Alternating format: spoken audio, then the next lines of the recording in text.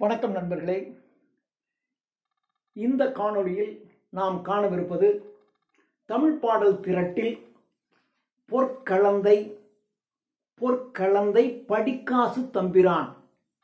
படிக்காசு தம்பிரான்னு சொன்னால் எல்லாருக்கும் தெரியும். ஆனால் அவருடைய முழு பெயர் பொற்களந்தை படிக்காசு தம்பிரான் என்ற பெயர். அவர் எழுதிய ஒரு பாடல், பொற்களந்தை படிக்காசு தம்பிரான் எழுதிய ஒரு தனிப்பாடல், மிகவும் சிறப்பானது.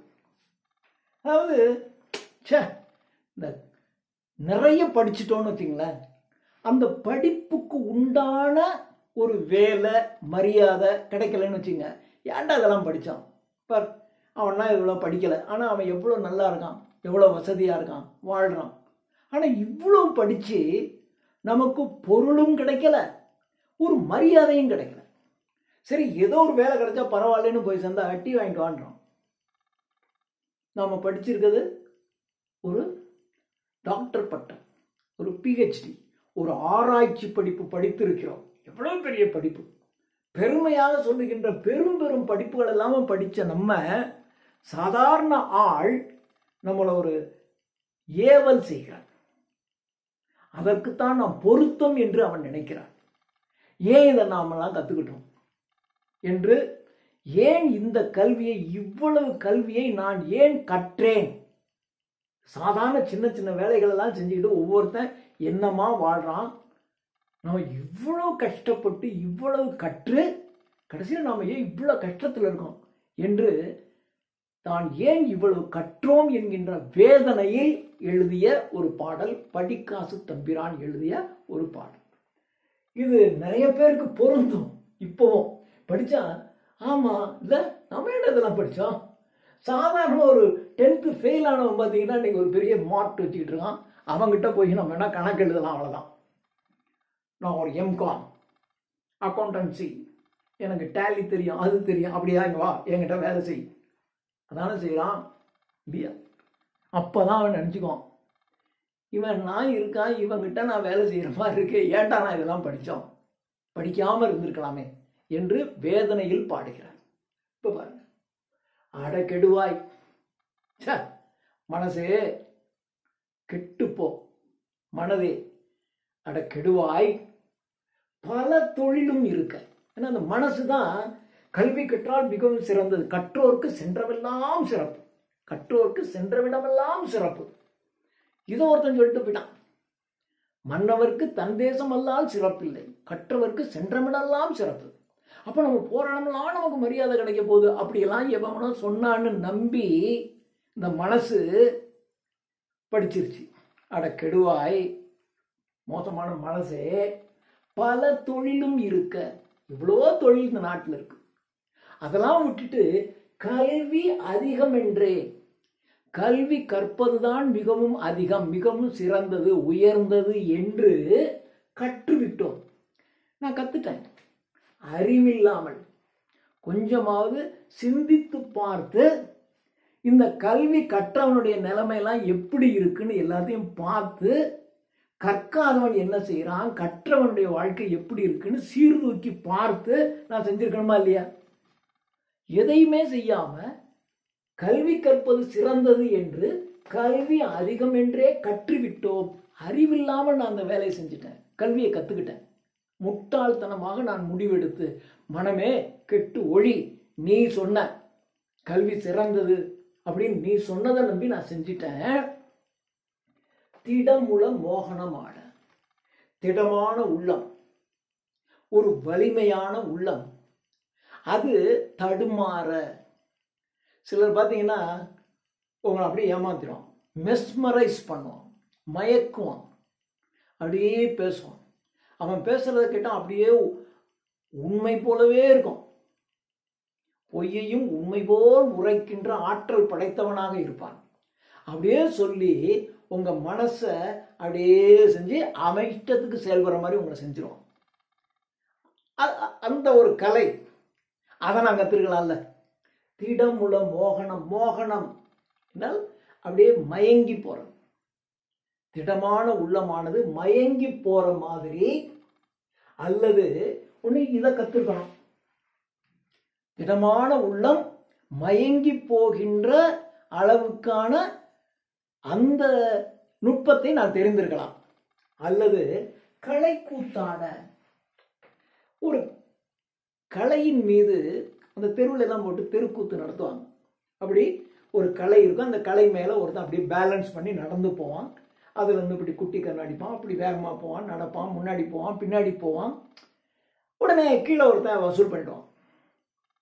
அவ்வளோதான், ஒரு 2 மணி நேரம் ஏதாவது ஒரு ரோட்டில் ஒரு 2 மணி நேரம் போதும், தனக்கு தேவையான வருமானம் அவனுக்கு கிடைத்தோடு போயிடுவான். அது மாதிரி கலை கூத்தாட அதையாவது நான் தெரிஞ்சிருக்கேனா? அதுவும் இல்லை. சரி, செப்பிடு வித்தைகள் ஆட. செப்பிடு வித்தை கண்ணை கட்டுறதுன்னு பேரு. அப்படியே சாலை ஓரங்களில், இப்போ அதெல்லாம் கிடையாது, ஆனால் அந்த காலத்துல எல்லாம் எல்லா சாலை ஓரத்துலையும் இந்த மாதிரி தான் ஏதாவது ஒருத்தன் மேஜிக் காட்டிக்கிட்டே இருப்பான். இப்படி இப்படிமா இதோ இப்படி பண்ணுவான். நம்ம இதை பார்த்துக்கிட்டே இருக்கும்போது டக்குன்னு மாறிப்போம். அதில் காசு வேற வைக்க சொல்லுவான். பாருங்க, இதில் காசு வைங்க ஜெயிப்பீங்க அப்படிமா.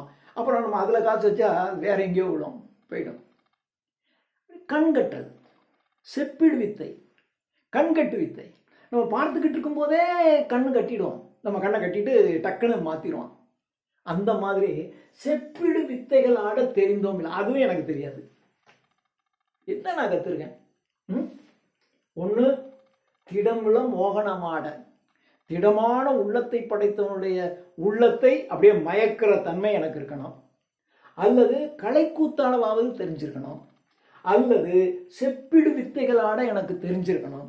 அதுவும் இல்லை, தெரிந்தோம் இல்லை, அதுவும் எனக்கு தெரியாது. அல்லது தடமுலை வேசையராக.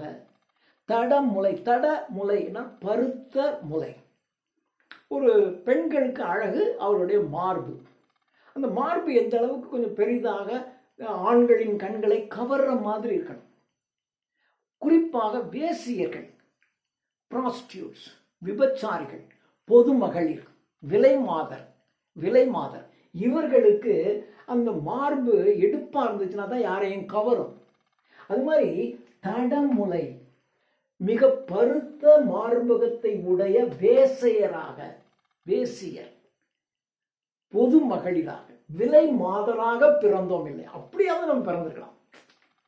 அப்படி ஒரு ப்ராஸ்டியூட்டா பிறந்திருந்தோம்னு வச்சுங்க, சும்மா ஒருத்தனோட சேர்ந்து 1 மணி நேரம் 2 மணி நேரம் டைம் சேர்ந்து அவ்வளோதான், நமக்கு வேணுங்கிற அன்னைக்கு வருமானம் ஓவர், முடிஞ்சு போச்சு. தடமுலை வேசையராக பிறந்தோம் இல்லை. எல்லாம் தெரியாது. ஒன்று திடமுல மோகனமாட தெரியாது, கலைக்கூத்தாட தெரியாது, செப்பிடு வித்தைகள் ஆட தெரியாது, தடமுலை வேசையராக பிறக்கல.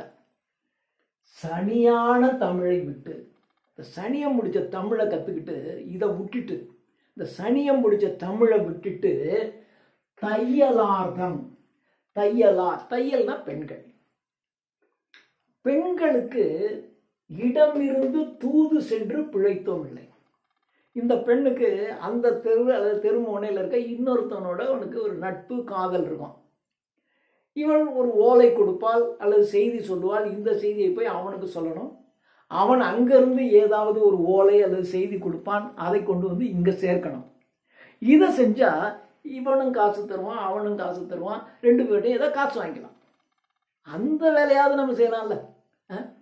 தையலார்த்தம் இடமிருந்து தூது சென்று, தையலார்த்தம் இடத்தில் இருந்து, பெண்களினுடைய இடத்தில் இருந்து அவருக்கு பிடித்த ஆண்மகனிடம் தூதாக சென்று அந்த தூதுக்கு இணையாக இவளிடமிருந்தும் அல்லது அவனிடமிருந்தும் பொருளை பெற்றுக்கொள்ளலாம். அந்த வேலையாவது நமக்கு செய்ய தெரியுதா? அதுவும் தெரியாது. தையலார்த்தம் இடமிருந்து தூது சென்று பிழைத்தோம் இல்லை. சனியை முடிச்ச தமிழை விட்டுட்டு இதையாவது நான் செஞ்சிருக்கலாம், அதுவும் எனக்கு தெரியாது. என்ன ஜென்மம் எடுத்து இந்த உலகில் இருக்கின்றோமே, என்ன சென்மம் எடுத்து உலகில் இருக்கின்றோமே, உலகில் இறக்கின்றோமே, என்ன ஜென்மம் எடுத்து இந்த உலகத்துல இறத்தல், பிச்சை எடுத்துக்கிட்டு இருக்கேன் நான். இவ்வளவு கல்வி கற்று பல தொழிலும் இருக்க கல்வி அதிகமென்றே கத்துட்டு இப்போ நான் வந்து தெருவில் பிச்சை எடுத்துக்கிட்டு இருக்கேன். இந்த சனியை முடிச்ச தமிழை கட்டதுனால எனக்கு எந்த பலனும் இல்லை என்று படிக்காசு தம்பிரான் இவ்வளோ படித்து எனக்கு என்ன பிரயோஜனம்? இதை விட்டுட்டு இந்த தொழிலில் ஏதாவது ஒரு தொழில் எனக்கு தெரிந்திருந்தால் என்னுடைய வாழ்க்கை சிறப்பாக இருந்திருக்குமே என்று வருந்தி நொந்து போய் எழுதிய பாடல் இந்த பாடல். மிக சிறப்பான ஒரு பாடல். நன்றி.